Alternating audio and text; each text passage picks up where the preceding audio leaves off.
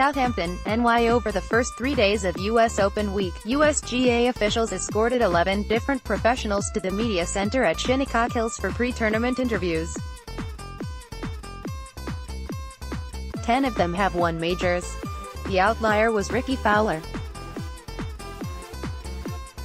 Fowler boasts a decorated resume, and his fan appeal extends beyond perhaps all of the other 10 players outside of Tiger Woods and Phil Mickelson.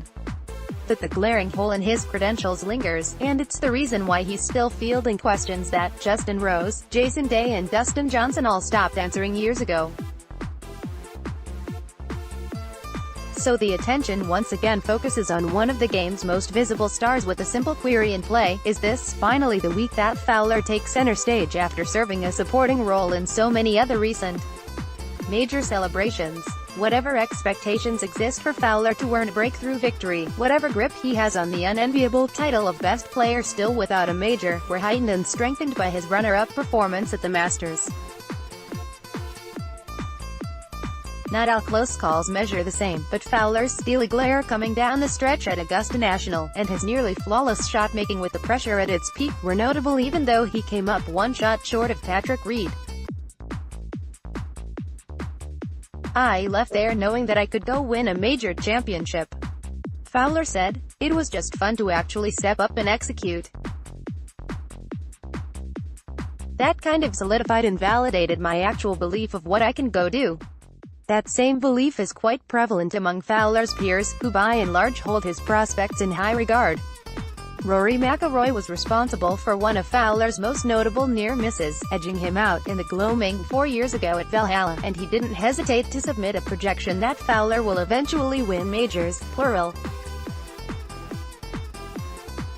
"There's so much more to winning a golf tournament than just playing well. Your timing has to be right. Things have to happen at the right time," McIlroy said. "The more times Rickie puts himself in position, the better his chances are of winning one. But I think everyone in this room would be really surprised if he wasn't to go on and win at least more than one major in his career." Still months shy of his 30th birthday, Fowler hasn't lacked for chances. He has already racked up 8 top 5 finishes in majors, the 4th most ever among players without a win and only 3 behind Lee Westwood on a list that amounts to a backhanded compliment. 7 of those results have come over the last 17 majors, starting with his clean sweep of close calls in 2014 and culminating with his most recent runner-up in Augusta. US Open, tee times, full coverage. Knowing that the inevitable questions are still heading his way, Fowler fields them with aplomb. He notes that time is on his side, given that Phil Mickelson won all 5 majors after turning 34, and he cites his 2015 Players' Championship victory as an instance where he basically won a major. But the heat of the spotlight is undeniable. Fowler is largely viewed as the best player still in search of a maiden major, and barring a win or a significant run from the likes of Jon Rahm and Hideki Matsuyama, he'll continue to bear that burden every time he tees it up in the 4 biggest events. It likely wasn't by design, but there's some symmetry in the joint decision by Fowler and Mickelson to head off property for their practice Tuesday, eschewing the tournament circus for a round together at Friar's Head far from any camera lens or microphone. Mickelson is trying to shake things up to somehow snag the title that has eluded him the most. Fowler is doing so in an effort to snag, well, any of them. "We all know I'm good enough to win. I know I'm good enough to win," Fowler said.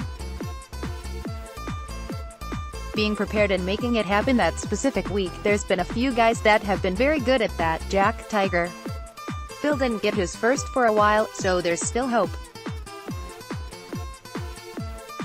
"I'm not too worried about it. It's a similar attitude to the one he offered a year ago at Erin Hills, when he grabbed the early lead with an opening round 65 and contended deep into the final round." But amid the sprawling Wisconsin landscape, as has been the case so many times before, he couldn't come up with the necessary shots while another player stepped up at the exact right moment.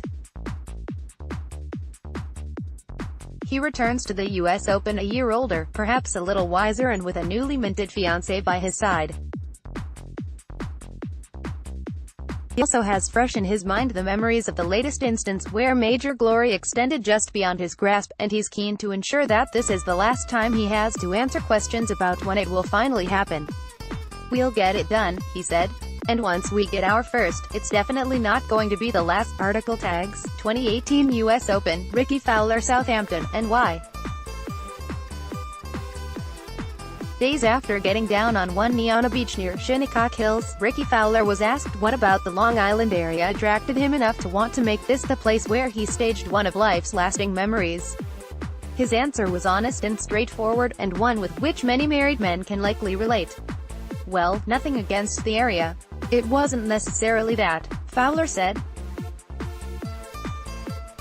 "There was nothing planned out. I just really didn't want to carry the ring around any longer."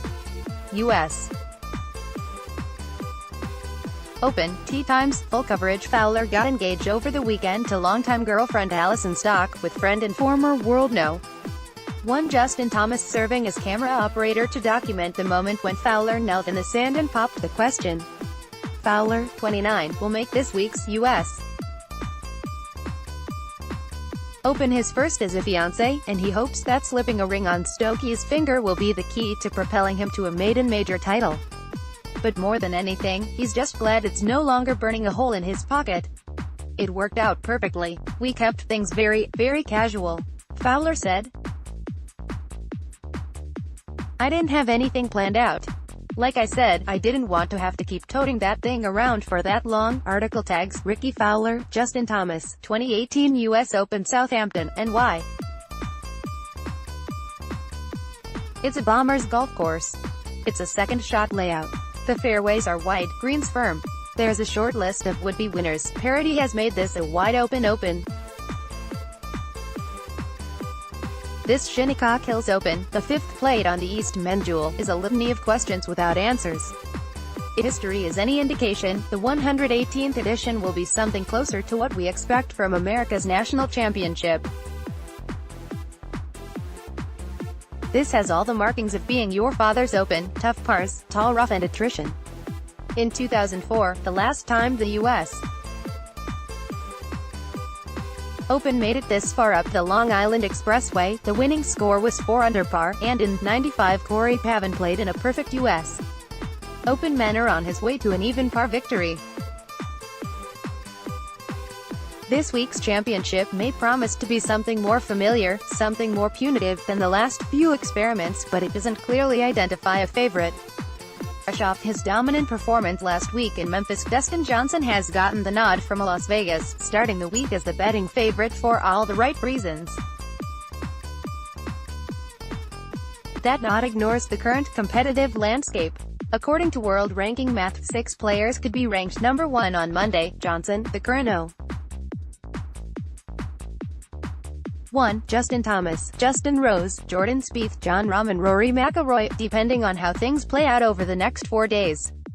U.S. Open, tee times, full coverage. To put that in context, when the U.S. Open was last played at Shinnecock Hills in '04, Tiger Woods was No. 1 and would remain there, unchallenged for the next 4 months.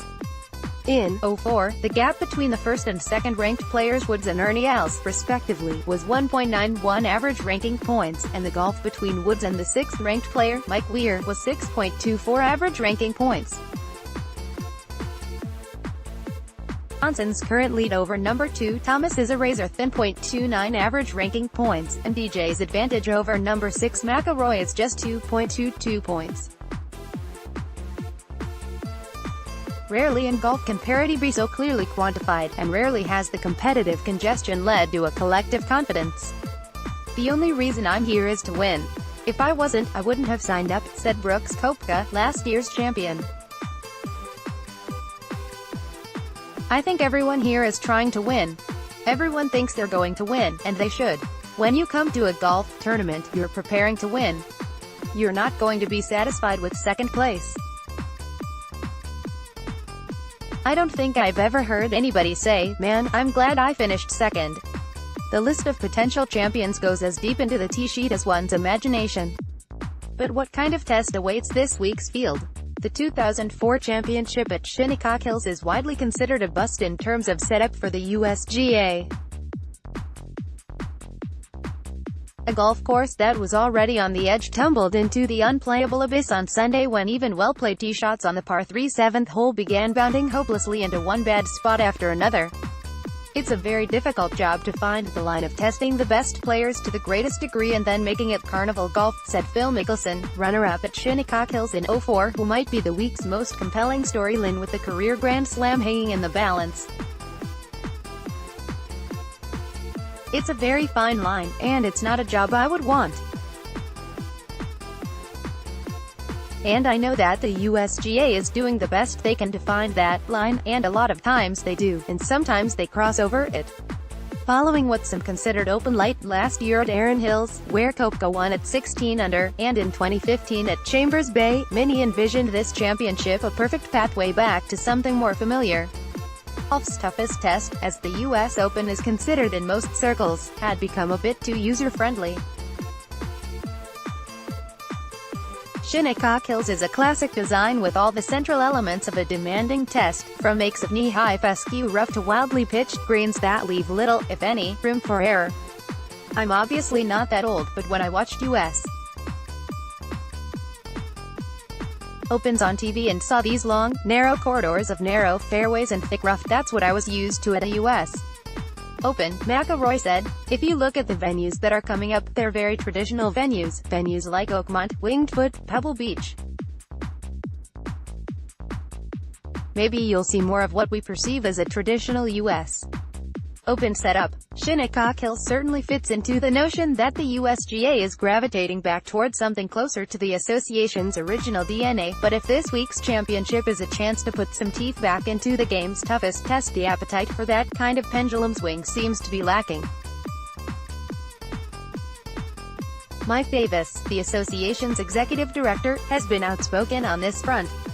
There will not be a sequel to the fiasco that defined the '04 US Open this week. Technology will help, with the USGA no longer relying on the inexact science of a stimpmeter to measure firmness, and the USGA's modus operandi under Davis has been to err on the side of the player, not protecting par. I've never, since I've been at the USGA and it's been almost 30 years, heard anybody say we're shooting for even par. Never heard it. I know people think we talk about it, but it's never happened, Davis said. But we talk about incessantly how do we get the course to be a really great test of golf. As we say, get all 14 clubs dirty. What that means for this week's field is anyone's guess, but then that seems to be the status quo at a US Open with more questions than answers. Southampton, NY. This week's US Open promises to be one of the busier weeks for those who calculate the official World Golf Ranking math. Although Dustin Johnson retook the top spot from Justin Thomas last week with his victory at the FedEx Street Jude Classic, any one of 6 players, Johnson, Thomas, Justin Rose, Jordan Spieth, Jon Rahm and Rory McIlroy, could be the top-ranked player on Monday depending on the outcome at Shinnecock Hills. It's a particularly interesting scenario for Rose, who vaulted to 3rd in the world thanks to his victory last month at the Fort Worth Invitational. US Open, tee times, full coverage. For me, winning major championships has been my dream as a kid, Rose said. World #1 is a really cool thing to say at some point in your career, but it's not my primary focus. My primary focus is winning the tournaments that will get me there. Rose did, however, concede that he likes this week's possibility, which essentially is a victory for the Englishman and Johnson finishing in a two-way tie for second place or worse. I couldn't think of a better scenario than to win a major, to win a golf tournament, and to become world #1, he said. Memorial was an interesting one. I could have finished second there and become world #1, so it's nicer to keep focus on the winning. It keeps things cleaner mentally. It keeps things simple. Southampton, NY. Apologies to Rickie Fowler. What most fans remember about the 2004 US Open was Phil Mickelson finishing second, again, and the USGA losing control of the par 3 7th hole. That year, the 189-yarder, with a read-on green that slopes from the front right to the back left, played to a 3.652 scoring average and surrendered only 3 birdies. Worse, the USGA decided to intermittently water the green, creating an unfair playing surface for the final round. Different time, 14 years ago. USGA Executive Director Mike Davis said Wednesday, "It's one of the USGA's most controversial holes ever, but the green hasn't been softened for this year's edition." U.S. Open, tee times, full coverage, you've basically got a 7-yard area to hit it into, Rory McIlroy said. That's your margin of error. To keep number 7 and the rest of the course from crossing the line, again, Davis & Co. will instead rely on more technology, moisture levels, meteorology, firmness, speed, to create a championship that tests every aspect. The 7th hole, in particular, though, is a setup man's worst nightmare. Players must fly their tee shots at least onto the first part of the green, because the false front prevents them from landing the ball short and running it up onto the green, but if it flies too deep it'll ride the 4% slope and funnel off the back or the sides. At the end of the day, we believe that, as long as we keep the turf healthy there and there's enough moisture and we keep the green at an appropriate speed, that it will be a very difficult hole, but it will be playable, Davis said. You have to not only think about how you want to shape your shot in there, and how high you want to hit it, but you want to think about where do you want to putt from. So that's a hole we're being very cautious on. Article tags, USGA, Mike Davis, US Open, 2018 US Open, Shinnecock.